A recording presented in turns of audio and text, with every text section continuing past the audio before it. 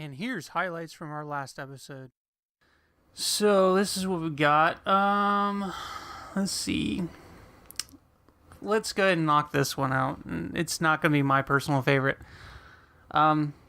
So, Jason, how familiar are you with Chris Hardwick? I remember Chris Hardwick back when he was started out on that Singled Out show on MTV. Yeah, I remember him too. Yep. When he was with Jenny McCarthy. Right. Yeah. And I used to love that show just because of how dumb it was, but it was a great show.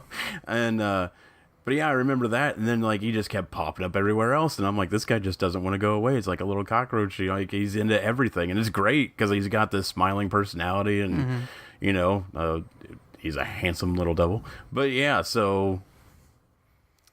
Here's the news. Yeah, so just came out the other day. It came out June 7th. Well, this article's from June 17th, but it came out yesterday or the day before. So Chris Hardwick had accusations of sexual abuse from an ex-girlfriend that he dated for 3 years. So yeah, that happened. Another one of them. Right. They're everywhere. It's become an epidemic. It has. And it's sad. It's the thing where, yeah, I mean, they're high-profile people. I mean, even though, he was no Morgan Freeman or anything, but still, I mean, he's a high-profile guy. And it's frustrating when you see someone have an allegation against them and everything goes away. I mean... It used to be, innocent until proven guilty. Now it's... Yeah, it doesn't seem like there's really any due process. Exactly. I mean, I understand people want to get caught up in the glitz and glamour. And yes, if he did do something wrong, you don't want to continue whatever. But at the same time, like, the minute there's an allegation, ties are cut, deals are broken, things are put on hiatus. It's really frustrating because literally anybody can just say one thing and that could be the end of a career. Right. And here's the world we live in right now. These are popping up left and right. I'm not downplaying that I'm willing to bet a lot of them are true. Sure. Times are different, previously.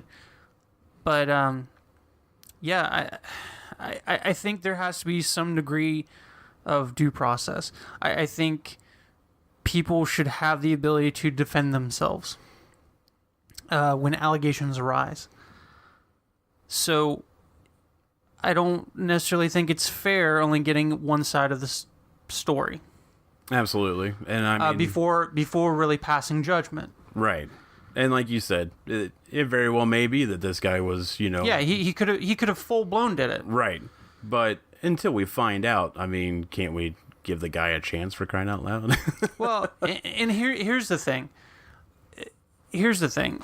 If I'm all for, pulling AMC, pulling any associated with the Nerdist Industries. Now, mind you, he sold off all of his stuff right. to Legend Entertainment, I believe. So he sold off the Nerdist thing, and he only had loose affiliation with that that company at the time. So, and I feel bad for them because that's not the best PR, because when you associate anything Nerdist, you think Chris Hardwick. Exactly. I think essentially what should be done is you should suspend the guy. Sure. Until there's some kind of investigation. I think anyone deserves that. Right. But I did read the article that she wrote, that Chloe Dykstra. Mm-hmm. I read the article, and she doesn't directly say it's Chris Hardwick. Right. But there's enough information that basically describes Chris Hardwick. Right. When she says his podcast was really starting to pick up some steam. Mm-hmm. And he became CEO of said company. You put two and two together at that point because they dated in that period of time, and he's a really well-known podcaster. Right. He's still really well-known because he even with not doing Nerdist, and now he does ID10T podcast, is pretty well known too. So yeah, it definitely pointed at Chris Hardwick. It's unfortunate, but that goes back to the thing is, if you did it, you made your own bed. You really did. And here's the other thing, and you know, hey, this might open up a horrible discussion, whatever, but okay. I'm whatever you want to talk about. Sure. Well, you know, I'm new. I don't want to step on any toes. But no, you're not stepping on toes. Cool. So here's my thing. Let's say that he did do it. All right. What? The only reason that she would have to come out and say anything like that would be with the intention of destroying him. Maybe I'm wrong on that. But I mean, if that was how he was, break up with him, move on, get on with it. I mean, you know, if somebody asks you, if anybody, you know, wants to, whatever, but why? It's almost like, and maybe this might be a bad case, but I mean, there's so many that, you know, before this, like Kevin Spacey and all these, you know, that were going on. I mean, you got Kevin Spacey, you got Morgan Freeman. Morgan Freeman, right. I mean, the list goes on and exactly. on and on and on. Yeah. Harvey Weinstein. And the king of all creepos, right. Harvey Weinstein. And I mean, you know, again, if that's what their intention is, then kudos, you know, it worked. But I don't know if, you know, that they're doing it for attention for themselves and they don't care if it's, you know, ruining the other person's career. Because to be honest, before this, I've never heard about this Dykstra chick before. And yet, you know, she's tied to this Chris Hardwick guy. And so I don't know if she was doing that to further her career and she doesn't give a crap about him anymore. Or if, you know, it really was that bad that she just wanted to let people know that not to let this SOB work anymore. Well, she definitely did make that happen. Right. He's definitely not working right now. Yeah. So he has a lot of time on his hands. But when reading the article, when they broke up,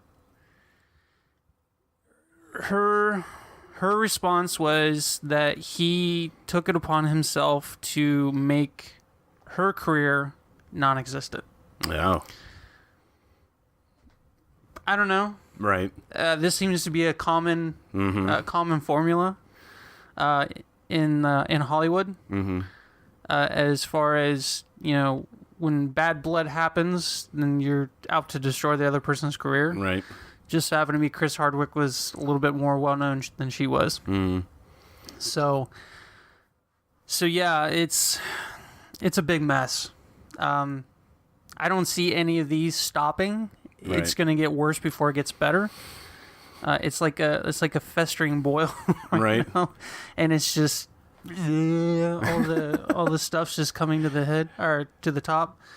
But yeah, I mean, I appreciate Chris Hardwick's body of work. Right. What he does in his personal life, that's one thing. Right. But if he did, you know, like I said, if he did do it, because we don't know the whole story, so we're not passing judgment here. Right. But if he did do it, he deserves it. Right. Exactly. He's a complete creep.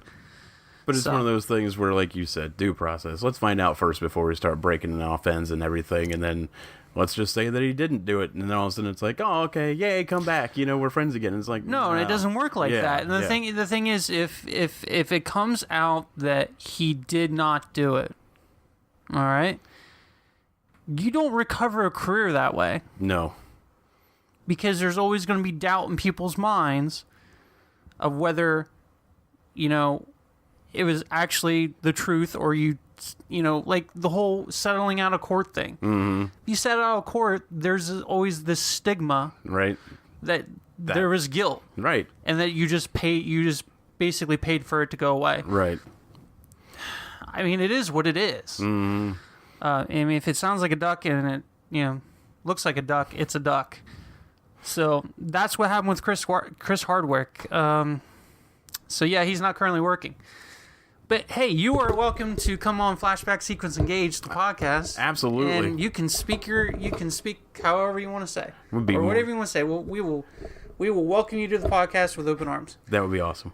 You heard it here first, but go. Well, we would get a lot of hate. Yep. But I think anyone deserves a chance to speak. Yep. Sweet. Regardless, of what may or may not have happened.